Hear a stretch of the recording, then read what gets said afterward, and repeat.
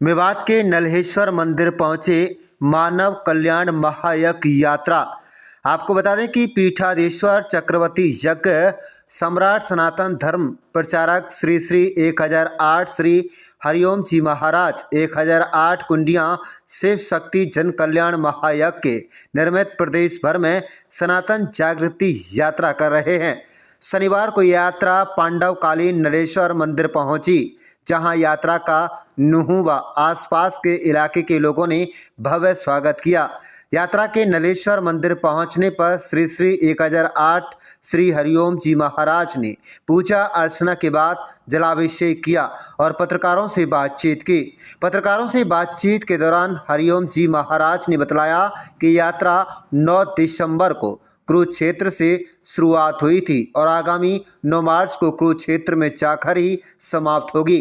उन्होंने कहा कि हमारा संकल्प 1008 महायज्ञ है। उन्होंने कहा कि यात्रा पूरे भारत के 23 राज्यों में अब तक जा चुकी है। नलेश्वर मंदिर पर शनिवार को 102वां यज्ञ है। उन्होंने कहा है कि आगामी 18-27 मार्च तक 1008 यज्ञ कुरुक्षेत्र में होगा, लिहाजा प्रदेश भर के 22 जिलों से ज़्यादा श्रद्धालु वहां पहुंचकर स्नान करें। उन्होंने ये भी कहा कि जो व्यक्ति वहां जाकर स्नान करेंगे उन्हें कुंभ में जाकर स्नान करने की आवश्यकता नहीं है, क्योंकि कुंभ का जल वहां ब्रह्मा सरोवर में डाला जाएगा। सभी लोग कुंभ नहीं जा सकते। उन्होंने ये भी कहा कि प्रकृति का संतुलन अगर नहीं बनाया गया तो महाप्रलय आने से इनकार नहीं किया जा सकता, इसलिए ज़्यादा से ज़्यादा यज्ञ करने की आवश्यकता है। उन्होंने पत्रकारों से बातचीत के दौरान यह भी कहा कि जिस तरह हरियाणा में योग दिवस मनाया जाता है, ठीक इसी तरह यज्ञ दिवस मनाया जाना चाहिए। उन्होंने ये भी कहा कि जब मनुष्य नहीं रहेगा तो फिर योग दिवस का क्या तात्पर्य है, इसलिए यज्ञ करके वातावरण को प्रदूषित होने से बचाने की दिशा में काम करने की आवश्यकता है। इसलिए उन्होंने देश भर में यात्रा निकाली है। कुंभ में जलाभिषेक कुरुक्षेत्र में महासरोवर में डाला जाएगा, जहां स्नान करके मानसिक शांति प्राप्त करें। उन्होंने कुंभ के दौरान किए गए इंतजामों को लेकर कहा कि उत्तर प्रदेश के मुख्यमंत्री बाबा योगी आदित्यनाथ ने बेहतर इंतजाम किए हैं। उन्होंने कहा कि तकरीबन 40 करोड़ लोग कुंभ में स्नान करने के लिए इस बार पहुंचे हैं। उन्होंने कहा कि जब यूपी में सपा की सरकार थी और कुंभ होता था तो उस समय बहुत ही कम भीड़ जाती थी, इसलिए व्यवस्था आसानी से संभल जाती थी, लेकिन उसके बावजूद भी कई बार अप्रिय घटनाएं सामने आई थीं। उन्होंने कुंभ के लिए उत्तर प्रदेश सरकार की सराहना करते हुए कहा कि सरकार ने वहां बेहतर इंतजाम किए हैं। उन्होंने केंद्र सरकार की भी सराहना करते हुए कहा कि प्रधानमंत्री नरेंद्र मोदी के हाथों में देश की कमान होने की वजह से विदेशों में देश की साख को बढ़ोतरी हुई है। उन्होंने कहा है कि वातावरण का शुद्ध होना जरूरी है। अगर मनुष्य जीवन जिएगा तभी कुछ कर पाएगा। उन्होंने कहा कि पीछे भीषण गर्मी पड़ी, कई जगह झील फटने की खबरें सामने आई थीं। उन्होंने कहा कि अगर हालात ऐसे रहे तो कहीं पर भी ज्वालामुखी फट सकता है, लिहाजा ज़्यादा से ज़्यादा हवन या करके वातावरण को साफ किया जाना चाहिए, तभी इंसान सुरक्षित रह सकता है। आप देख रहे हैं नुह मेवात से लियाकत अली की रिपोर्ट। हमारे चैनल को सब्सक्राइब जरूर कर लीजिएगा। तो मैं आप सबका विशेष धन्यवाद देता हूं कि ये मानव रक्षा के लिए जो कार्य किया जा रहा है, मानव जीवन रक्षा के लिए, उसमें आप सब सहभागी बने। और ये मेरा परम सौभाग्य है कि हमको नल्हड़ महादेव पर आने का सौभाग्य प्राप्त हुआ। यहाँ यह यात्रा 9 मार्च को समाप्त होगी। हमारा संकल्प भारत के सभी प्रदेशों में 108 महायज्ञ का है, जिसमें 102 नंबर है। ये वो भी भारत के सभी प्रदेशों में है, जिसमें लगभग 23 प्रदेश हो चुके। बाकी शेष प्रदेश में प्रयास करूंगा कि उनमें भी हो। और वातावरण को देखते हुए, जैसा कभी थोड़ी देर पहले हम लोग व्यक्तिगत रूप से चर्चा कर रहे थे कि वातावरण को देखते हुए यदि वातावरण को शुद्ध नहीं किया गया तो मीडिया सर्वे के अनुसार भारत दुनिया के दूसरे नंबर प्रदूषित देशों में है और पहले नंबर प्रदूषित शहर हैं भारत के दिल्ली और एनसीआर एरिया, और उससे आप भी दूर नहीं ज्यादा। पीछे कोरोना काल आया, उसके बाद गर्मी का तापमान देख लीजिए आप। यदि प्रकृति का संतुलन नहीं बनाया गया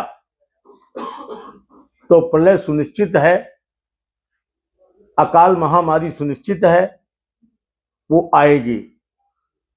अब वातावरण को शुद्ध करने का और कोई उपाय नहीं मिल पा रहा है। सबसे सर्वोत्तम सरल उपाय यही है कि अपने अपने घरों पर हवन करें, जिससे वातावरण शुद्ध हो। तो इसी के निमित्त 18 मार्च से 27 मार्च तक 1008 कुंडीय महायज्ञ कुरुक्षेत्र की पावन धरा पर किया जा रहा है। अभी प्रयागराज का कुंभ चल रहा है। प्रयागराज के कुंभ में सभी लोग जाके स्नान नहीं कर पाएंगे, तो वहां से जल ला करके 27 फरवरी को कुरुक्षेत्र के ब्रह्म सरोवर में डाल दिया जाएगा। सभी ब्राह्मणों के मंत्रोच्चारण के साथ, संतों के साथ, सभी के साथ। और जो कुंभ में गए हैं, दूर से दूर तक सुन रहे होंगे, वो भी जल लाए होंगे, तो थोड़ा थोड़ा जल अपने घरों से लेकर के आए और ब्रह्म सरोवर में डालें, जिससे बाकी बचे लोग भी यहाँ स्नान करके मानसिक शांति प्राप्त करें। और वहां ब्रह्म सरोवर में वही पुण्य फल उनको प्राप्त होगा जो वहां महाकुंभ के संगम के स्नान का प्राप्त होता है, क्योंकि ब्रह्म सरोवर पहले से ही शुद्ध है, पहले से तीर्थ है। उसमें संगम का जल डाल दिया गया, उसमें गंगोत्री का जल डाल दिया जाएगा। और जैसा कभी सुनील जी ने बताया कि मणिकूट पर्वत शुद्ध भोलेनाथ का पर्वत माना जाता है, जो उत्तराखंड का ऐसा पर्वत है जिसकी परिक्रमा होती है मार्च में हर साल। और उस पर और मैं समझता हूं, मैं हरियाणा सरकार से अपील भी करूंगा इसकी कि अगर योग दिवस मनाया जा सकता है तो यज्ञ दिवस क्यों नहीं मनाया जा सकता? क्योंकि वातावरण शुद्ध होगा तभी तुम योग करोगे। तुम जीवन ही नहीं जियोगे तो उसके बाद तुम काम क्या करोगे? क्योंकि ये मानव रक्षा के लिए है। शेष मैंने बताया, ये ना किसी भी राजनीति से प्रेरित नहीं है, ना बीजेपी ना कांग्रेस, किसी भी से भी प्रेरित नहीं है। बीजेपी वालों को तो ये बताने का अवसर है कि हिंदुत्व के लिए हम क्या कर सकते हैं, और कांग्रेस को ये साबित करने की जरूरत है कि हम भी सनातनी हैं और सनातन पूरा विश्व है। क्योंकि सनातन किसी की पैतृक विरासत नहीं है। पेड़ पौधे, नदी, पहाड़, नदियां, ये सब सनातन है। पूरा विश्व सनातन है। सनातन किसी की छवि नहीं है। राम जी हो सकता है कि वो हिंदुओं के अनुयायी हों, कृष्ण जी हो सकता है कि हिंदुओं के अनुयायी हों, लेकिन सनातन तो पूरा विश्व है। क्योंकि तुमको सांस लेनी है तो ऑक्सीजन यही पौधे देंगे, और आपको जल चाहिए तो नदियां देंगी। और पृथ्वी पर आप रहते हैं, आसमान के नीचे रहते हैं, यही सनातन है। और सनातन क्या है? जिसका अंत ना हो, सनातन वो है। बाकी मजहब हो सकते हैं, पंथ हो सकते हैं, सनातन पूरा विश्व है। सनातन क्योंकि पृथ्वी पर जो रह रहा है वो सनातन का ही अंश है। इस उद्देश्य के साथ ये चल रहा है। इसमें इतनी जनसंख्या होने के बावजूद भी योगी सन्यासी हैं, सनातन को समझते हैं, इसलिए उन्होंने जो भी व्यवस्था की थी वो दिल से की थी। शासन सत्ता का प्रयोग नहीं, शासन सत्ता का सिस्टम नहीं कि हम अपने प्रचार के लिए, क्योंकि वो सन्यासी थे, सनातन को समझते थे, इसलिए उन्होंने इस कुंभ का आयोजन किया। मुझे सौभाग्य क्षेत्र पहुंचने का कार्य करें और उसमें सम्मिलित होकर के एक बार अगर वहां सम्मिलित होंगे तो कुरुक्षेत्र धाम बन जाएगा, जिससे आपकी और बहुत सारे लाभ होंगे आपको। लेकिन कुरुक्षेत्र में आने के बाद आपको एक सकारात्मक ऊर्जा की अनुभूति जरूर होगी।